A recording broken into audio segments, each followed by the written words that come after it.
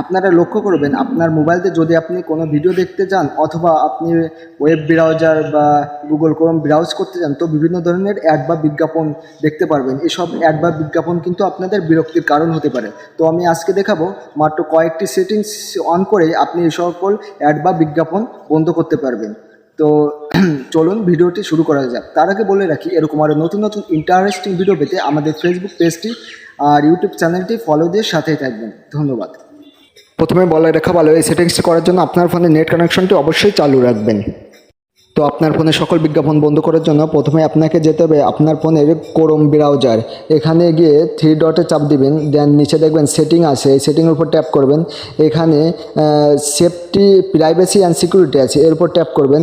দেন দেখতে পারবেন যে অ্যাড প্রাইভেসি আছে, এর উপর ট্যাপ করবেন এবং উপরে আছে অ্যাড টপিক্স, এর উপর ট্যাপ করবেন। এটি অন থাকলে এটি অফ করে দিবেন, দেন ব্যাকে আসবেন।